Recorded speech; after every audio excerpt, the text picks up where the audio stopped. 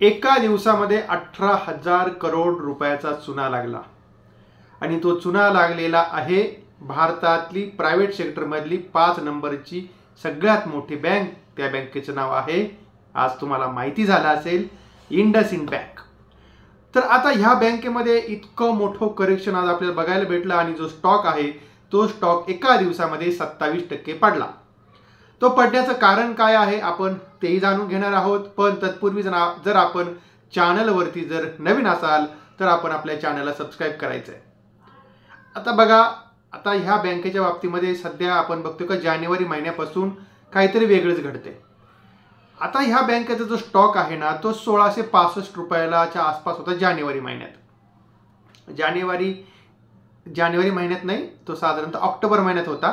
त्यानंतर थोडं करेक्शन झालं. पण आपल्याला याच्यामध्ये जानेवारी महिन्यामध्ये ऑलमोस्ट खूप मोठं करेक्शन बघायला भेटलं आणि त्याचं कारण होतं का कंपनीचे आलेले क्वार्टरली रिझल्ट.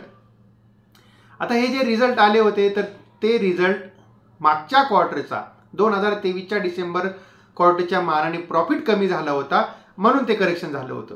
त्यानंतर कालच काय झालं होतं का त्या बँकेचे जे CEO आहेत तर त्यांना 3 वर्षाची मुदतवाढ द्या, तर असं या बँकेच्या संचालक मंडळाने RBIकडे विनंती केली होती. पण ती विनंती RBIने धुडकावली आणि फक्त 1 वर्षाची मुदतवाढ दिली आणि त्यामुळे कालही आपल्याला त्याच्यामध्ये करेक्शन बघायला भेटलं होतं. पण आज काय झालं तर आज सकाळी जसं मार्केट ओपन झालं, मार्केट ओपन व्हायच्या आधी बातमी आली का बाबा 1577 करोड रुपयाच्या बँकेत हिशोबच लागत नाही. जो कंपनीचा डेरिव्हेटिव्ह पोर्टफोलिओ आहे त्या पोर्टफोलिओमधून 1577 करोड रुपये कुठं गेलेत, काय झाले, काय कळायलाच मार्ग नाही. आणि मग काय मार्केट ओपन झालं. आता तसंही डाव जोन्स काल 900 पॉईंट खाली होता म्हणून आपण गॅप डाऊन ओपन तर होणारच होतो आणि मग आता हे आणखीन आगीत तेल वाचायला हे कारण झालं आणि 27% जो काय आहे स्टॉक हा गेला पडला आणि ह्या बँकेचं मार्केट कॅपिटल एका दिवसात 18,000 करोड रुपयांनी स्वाहा झालं. आता तर मग आपल्याला पहिल्यांदा हे जाणून घेतलं पाहिजे का हा डेरिव्हेटिव्ह पोर्टफोलिओ म्हणजे काय असतो. तर आता डेरिव्हेटिव्ह पोर्टफोलिओ म्हणजे काय असतो, साधं सोपं आहे बघा. जर आपण जसा पोर्टफोलिओ बनवतो, आपण काही स्टॉक घेतो, काही सोनं घेतो आणि त्यामध्ये काही करन्सी वगैरे पण घेत असतो. आता आपल्याकडे करन्सी ट्रेडिंग आपण जास्त करत नाही, पण आपण काय करतो, कधी सिल्वर ETF घेतो, गोल्ड ETF घेतो, स्टॉक्स वगैरे घेतो.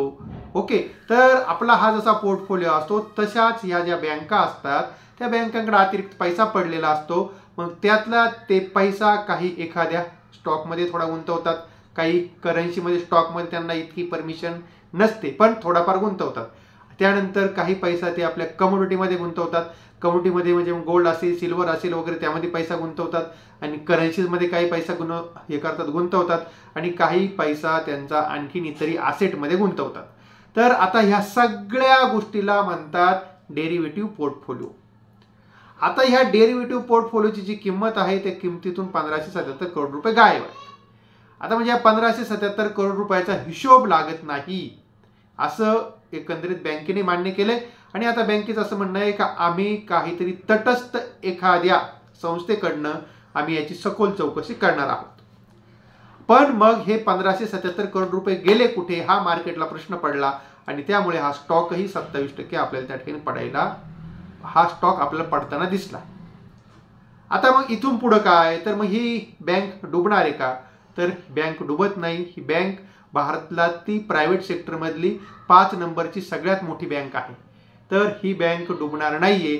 आपण इतकी काही काळजी करू नका बँक डुबेल वगैरे काय, कारण या बँकेचा 3 महिन्याचा नफा 3-3.5 हजार करोड रुपयाचा आहे.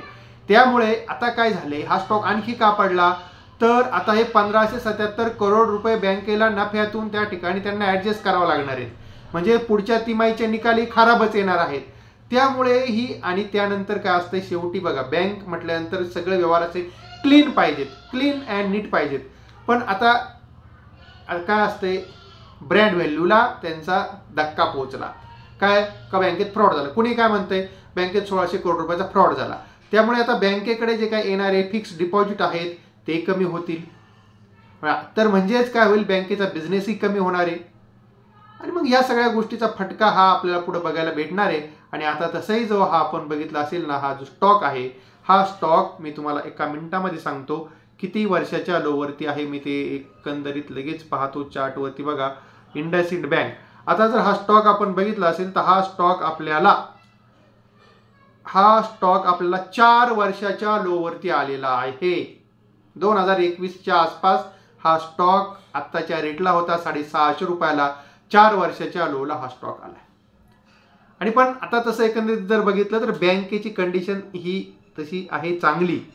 ओके, आता जे मार्केट कॅपिटल आहे ते काल होतं जवळजवळ किती, काल मार्केट कॅपिटल होतं 67 हजार करोड रुपयाचं. आज ते आलेलं आहे फक्त 51,000 करोड रुपयापर्यंत. आणि आता ही जी बँक आहे ही भारतातली 5वी सगळ्यात मोठी बँक आहे प्रायव्हेट सेक्टरमधली. आणि एकंदरीत बँकेचा जो काय बिझनेस आहे त्या बिझनेसपैकी 66% बिझनेस आहे रिटेल सेक्टरमधून येतो. आणि त्यानंतर आणखीन सगळ्यात महत्त्वाचं का बँकेच्या 3,746 बँकेच्या ब्रँचेस आहेत, 3,000 बँकेचे ATM आहेत.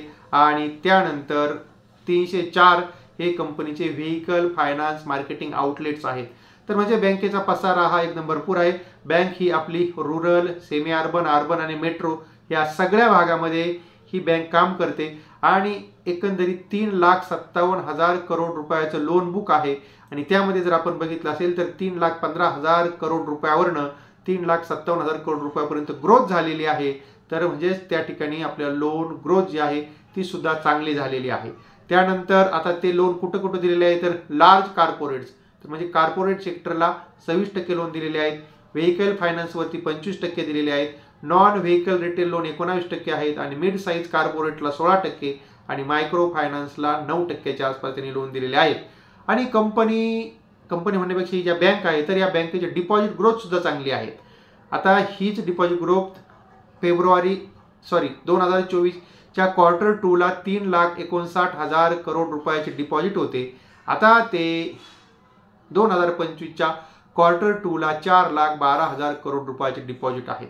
आणि म्हणजेच जर आपण समजा एकंदरीत हे सगळं बघितलं तर कंपनीचा बिझनेस वाढतोय, सगळ्या गोष्टी वाढत आहेत आणि कंपनीचा प्रॉफिट सुद्धा वाढतोय, बँकेचा प्रॉफिट सुद्धा वाढतोय. आणि म्हणून फारच एकदमच कंपनी आपली ही संपूर्णपणे परत डुबून जाईल, असं होईल तसं होईल, काय होणार नाही. आणि अजूनही कंपनीनेच म्हणतो मी, या बँकेने आपल्या बऱ्याचशा कंपन्यांबरोबर स्ट्रॅटेजिक पार्टनरशिप केली आहे. आणि त्याच्यामध्ये आहे त्यांच्यामध्ये पहिली कंपनी आहे tech and fintech companies like Salesforce आहे, त्यानंतर ओरॅकल आहे म्हणजे आपली ओरॅकल फायनान्स, TCS आहे, HP आहे, सिस्को आहे, जिओ, पेटीएम आहे, इजीबज आहे आणि पेयू फायनान्स आहे. तर ह्या अशा सगळ्या कंपन्यांबरोबर पार्टनरशिप केलेली आहे. आणि त्याच्यानंतर टाटा पॉवर या कंपनीबरोबर आपल्या सोलर फायनान्सिंगसाठी ही त्यांनी काय केलेलं आहे, पार्टनरशिप केलेली आहे. तर एकंदरीत कंपनीचा बिझनेस चांगला आहे, बँकेचा बिझनेस चांगला आहे, त्या बाबतीत काही प्रॉब्लेम नाही. पण काय होतंय का एकदा डाग लागला का तो डाग लवकर पुसला जात नाही. आणि ह्या ब्रँड नेमवरती आणि ब्रँड व्हॅल्यूवरती हा डाग लागलेला आहे. आणि आता त्यातून ही बँक कशी सावरते हा आपल्यासमोर मोठा प्रश्न आहे, आपल्यासमोर नाही बँकेसमोर प्रश्न आहे. आणि आता बँकेला जी गेलेली त्यांची जी आपली पत म्हणा, इमेज म्हणा, आता ती परत कशी बिल्डअप करतात आणि त्यावरतीच आता ह्या सगळ्या गोष्टी अवलंबून असतील. पण तुर्तास तरी आपण ह्या स्टॉकपासून थोडंसं बाजूला राहायला पाहिजे असं माझं मत आहे. आणि पण बँक वगैरे परत डुबेल, लोकांचे पैसे डुबतील असं काहीही होणार नाहीये. आपण त्या बाबतीमध्ये निश्चिंत राहायला आहोत. कारण फक्त 1,500 करोड रुपयाचा त्यांचा जो डिलिव्हरी पोर्टफोलिओ आहे आणि त्यातून ते पैसे फक्त गेलेले आहेत. बाकी कुठं काही मोठा घोटाळा वगैरे गफला वगैरे हा दुसरा झालेला नाही. आता हे काम आहे मॅनेजमेंटमध्येच काहीतरी प्रॉब्लेम जो असेल तो आता त्याच्यावरती आता ही चौकशी वगैरे सगळ्या गोष्टी होतील. पण एकंदरीतच ही बँक काय पार अशी परत डुबणार नाहीये. येस बँक आपण म्हणतो तर त्या येस बँकेसारखी आपल्याला ह्या बँकेची परिस्थिती होणार नाहीये. ओके, आणि आता इथे आपण थांबतोय. अर्थातच हा जो काय म्हणजे आजचा जो काय मी सगळा व्हिडिओ बनवला आहे तो मी आपल्यासाठी खास बनवला आहे. आणि तुम्हाला जर ही समजा माहिती चांगली वाटली असेल, तुम्हाला हा व्हिडिओ चांगला वाटला असेल तर आपण आपल्या या व्हिडिओला लाईक करायचं, शेअर करायचं आपल्या मित्रांपर्यंत आणि आपल्या चॅनलला सबस्क्राईब करायला बिलकुल विसरायचं नाहीये.